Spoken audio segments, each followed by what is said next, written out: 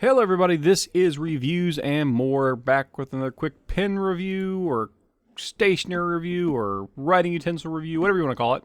And this is on the Uni-ball brand Jetstream 4-in-1 bamboos. This is a special edition of their Jetstream 4-and-1 pens. That's not 4-in-1, 4-and-1, because there's 4 pens and a mechanical pencil, all at 0.5 millimeters for writing width. And this one's special edition, so it's 25 bucks. So it's a little pricey, but you can find the standard versions that are basically the same shape and same everything else about them for about 10 bucks on Amazon, maybe in the lows like $8. So you can find it there fairly cheap for a 4-in-1 pen. And overall, I will give you this review. It is a very nice quality pen. It writes very nicely. It flows very easily. It looks nice to the eye. We're going to see some up close stuff later on, and as we're going through it, we'll kind of see some of the flaws that I saw in it.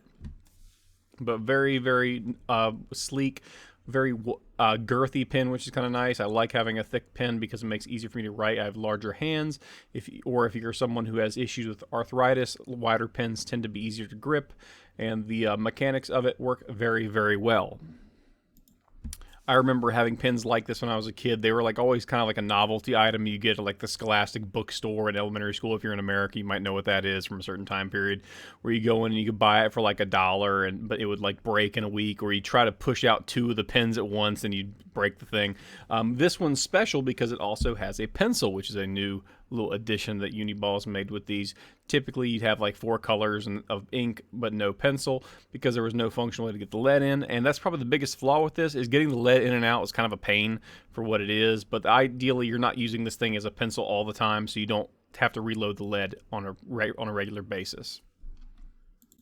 Now, the only thing that's different about this, because of the pencil, where the clicking happens, it doesn't happen at the eraser, which you pull the back portion off. You have to keep pushing down on the little clip there. That's your pencil engager or pencil pusher down, or whatever you want to call it. I don't know what the technical term is for it, but it's how you turn this pen into a pencil. So once you just push down on that, it ejects lead as you go. You just got to push down a couple extra times, and if you want to disengage it, you just have to flick on one of the pins real fast and it disengages the whole system, and then you can go ahead and switch over to a pen or just leave the pencil as it is. Now, the only thing about erasing it, the eraser is on the back, but you have to remove the little yellow cap or blue cap or whatever color cap you happen to get. This one's called Mimosa Yellow, and the eraser comes out pretty easily. It's a very small eraser. I think it's actually a standard size, so you should be able to replace it pretty easily, but that's not where you load your lead. Again, you load your lead a little differently, and I'll show that right here. You just open the thing up, you see all the innards and all the inner workings of it, and you see where that pencil section is, that all silver, all metal one. And what you do is you actually have to pull out the writing tip, and this is where the spring is located, and it will leave behind a tube. That tube is where you load in your ink. It's a little inconvenient, and it's probably the biggest flaw in the pen overall, or the whole writing utensil overall. But given the fact that you probably aren't going to be using this as a pencil all the time, and more likely to be like kind of switching between the black pen or the blue pen and the pencil, you're not going to go through this lead all that quickly. So it came with 1 extra piece of lead in there. You can probably load 3 or 4 in there comfortably.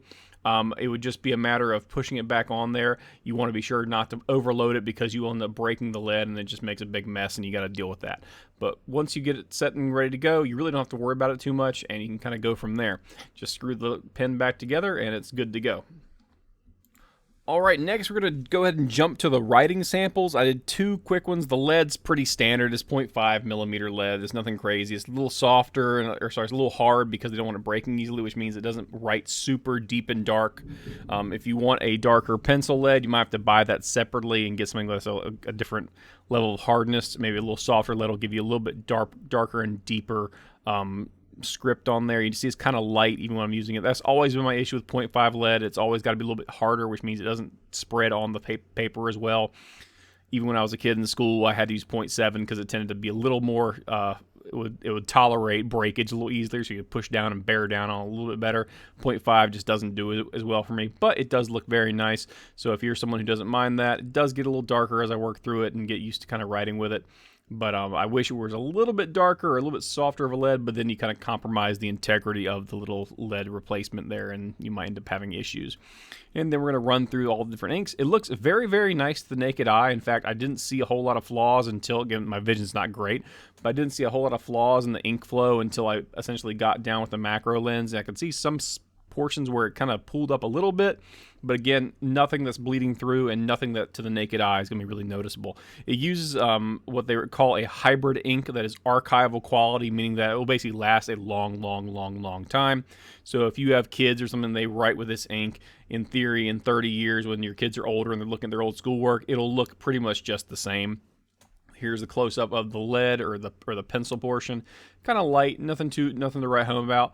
And then we get to the actual ink portion, which a lot of y'all care more about. You start seeing a little bit of the pooling there, especially with the green and the blue ink. The black does a little bit and the red does a little bit, but really the green and blue had a pretty big problem with it, to the point that I felt the need to do a test again, make sure it wasn't just because of the initial ink flow it was causing issues, or there wasn't some other problem that I might have been causing.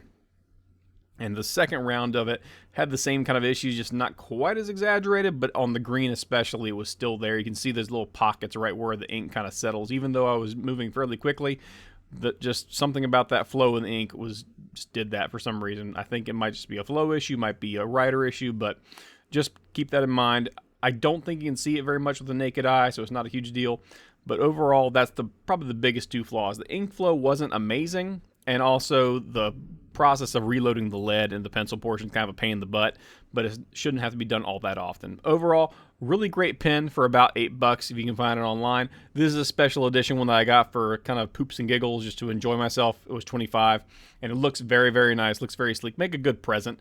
Overall, really happy with it. Couple things could be better, but you know what? It is what it is, and it's meant to be more of a convenience item because you don't have to sit there and have two separate writing utensils to switch from pencil to pen, which is, again, the whole purpose of the whole Uni-ball Jetstream 4&1.